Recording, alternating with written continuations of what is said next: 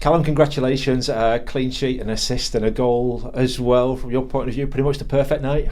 Yeah, pretty much. Yeah, over the moon with the night. Great result, one that we needed, pushed us back into the top six, and one that I think we deserved. Bit of a slow first sort of 50 minutes.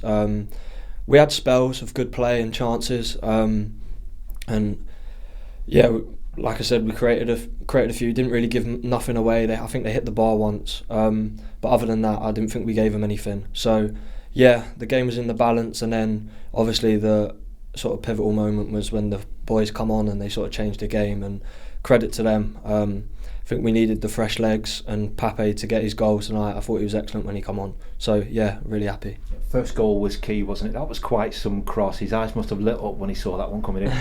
It's something we've worked on in terms of sort of building up the one side, and it was a great switch by Toddy. And yeah, I've just seen him peel off to the back stick, so I've sort of hung it up into an area, and he's attacked it really well, and I'm over the moon for him, to be honest. So yeah, good night work. As a fullback, does it give you a different option when you've got Pape in there because of his height and because of his presence? Yeah, obviously, like you have to know your players, and sometimes this season I've gone to whip it near post and realised that he's never going to get across the front. His strength is pulling off to the back. So yeah, it was sort of just taking my time, looking up, and yeah, we've worked on it a lot in training. We do a lot of crossing and finishing. It's something that we need to get better at, taking our chances.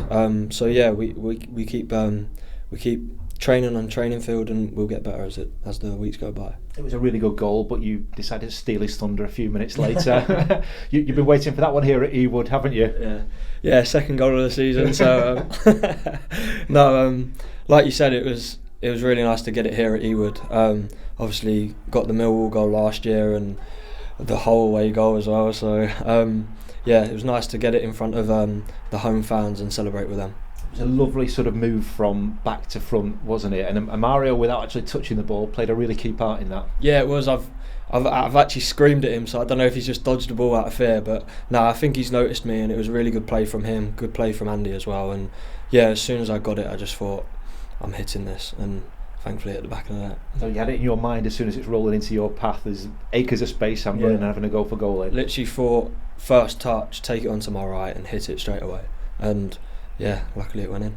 Could you have caught it any sweeter? Is it one of those where you kind of know the minute it leaves your boot? As soon as it left my boot, I was running off. Like I said, you can tell I don't score much because I didn't know what to do. I was just running around. But yeah, I was over the moon. In the context of this game, how big a goal was it? Because one, you're never quite sure, are you? Two, it gives you a bit of daylight. Yeah, I thought they had their threats as well, and I think we had one cleared off the line just before that as well. So it is massive. It's something that we haven't done this season in terms of we've maybe been 1-0 up and we're sort of hanging on towards the end.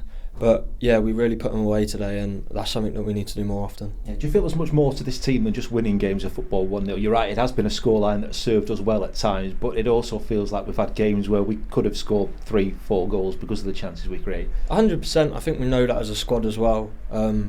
We've played really well in certain games and not got what we've deserved, and that's down to our own faults. We haven't put the chances we've created away, and I think Hull sort of summed it up where we weren't at our best, but we created 3 or 4 really good chances, and then they took their one chance that they had. So it's something that we're working on every day as a squad, and yeah, it's something that we did really well tonight.